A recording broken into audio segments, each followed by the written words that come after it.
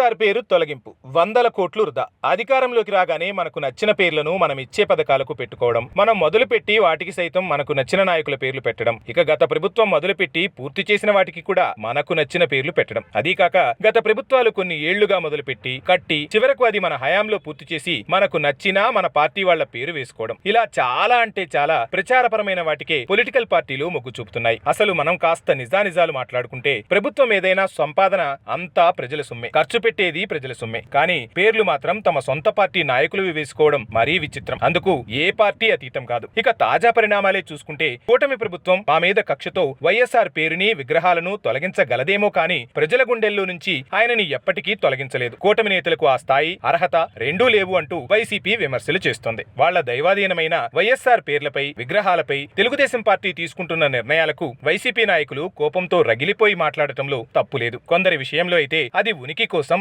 ఆరాటమనే చెప్పాలి, కాదు పోరాటమని చెప్పాలి. అయితే ఇక్కడ మనం మళ్లీ కాస్త ప్రాక్టికల్ గా ఆలోచిద్దాం. 5 ఏళ్లు అధికారం ఇస్తే జగన్ ముఖ్యమంత్రి కాగానే ఆంధ్రప్రదేశ్ రాజధాని నిర్మాణం, రాష్ట్రాభివృద్ధి, పారిశ్రామిక అభివృద్ధిపై దృష్టి సారించకుండా తొలి రోజు నుంచి అధికారంలో నుంచి దిగిపోయే వరకు కూల్చివేతలు, మూసివేతలు, పేర్లు, రంగుల మార్పులు ఓ మహాయజ్ఞంలా చేశారు. ఆయన హయాంలో రాష్ట్ర వ్యాప్తంగా వందలాది వైఎస్ఆర్ విగ్రహాలు ఏర్పాటు చేశారు. అది సొంత డబ్బులతో కాదు, ప్రజాధనంతో.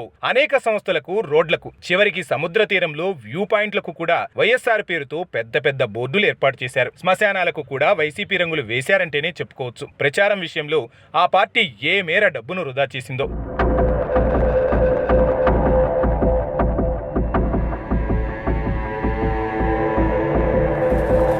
అయితే ఇక్కడ అదృష్టం ఏంటంటే పబ్లిక్ టాయిలెట్స్ ని, పిచ్చాసుపత్రుల్ని వదిలేశారు. వాటికి మాత్రం వైఎస్ఆర్ పేరు పెట్టలేదు. జగన్ అమరావతి, పోలవరం నిర్మాణాలు కొనసాగిస్తూ పాలనా అభివృద్ధిపై దృష్టి సారించి ఉంటే 30 ఏళ్ల పాటు కాదు కానీ ప్రజలు తప్పకుండా వైసీపీ వైపే మరోమారు చూసే అవకాశం ఉండేది. సరే, అదంతా పక్కన పెడదాం. అసలు రాష్ట్ర ఆర్థిక పరిస్థితి అంతంత మాత్రంగా ఉంది. ఈ క్రమంలో ఈ పేర్ల తొలగింపు, ఈ రంగుల మార్పు అంతా ప్రభుత్వానికి ఇబ్బందే. ఎందుకంటే అధిక ఆర్థిక భారం కదా. కానీ తప్పడం లేదు. ఇక్కడ వైసీపీ పార్టీ తీరు మాత్రం వేరుగా ఉంది. మా మీద కక్షతో వైఎస్ఆర్ పేరుని, విగ్రహాలను తొలగించగలరేమో కానీ ప్రజల గుండెల్లో నుంచి ఆయన ఎప్పటికీ తొలగించలేరు అంటూ వాళ్లు వాపోతున్నారు. నిజమే, కానీ ప్రజల గుండెల్లో ఉన్న వ్యక్తి గురించి మళ్లీ వారికి గుర్తు చేయాల్సిన అవసరం లేదు కదా. దానికోసం వైఎస్ఆర్ పేర్లు పెట్టాల్సిన అవసరమే లేదు కదా. అదీకాక ఇతర పేర్లు తొలగించి మరీ వైఎస్ఆర్ పేరు పెట్టడం ప్రజలు ఎలా అర్థం చేసుకోవాలి? ఉదాహరణకి ఎన్టీఆర్ యూనివర్సిటీ పేరును వైఎస్ఆర్ గా మార్చింది వైసీపీ ప్రభుత్వమే కదా. మరి నిజంగా వాళ్ల నాయకుడు వైఎస్ఆర్ ప్రజల గుండెల్లో ఉంటే బలవంతంగా పేర్ల రూపంలో రుద్దాల్సిన పనేముంది? పైగా మరో వైసీపీ పార్టీ లోగోలో తొలి రోజుల్లో ఉన్న వైఎస్ఆర్ బొమ్మ ఇప్పుడు ఎందుకు తీసేశారు? కాస్త వైసీపీ శ్రేణులు కరాఖండిగా జగన్ ని ప్రశ్నించగలరా? Self check చేసుకోగలరా? ఏది ఏమైనా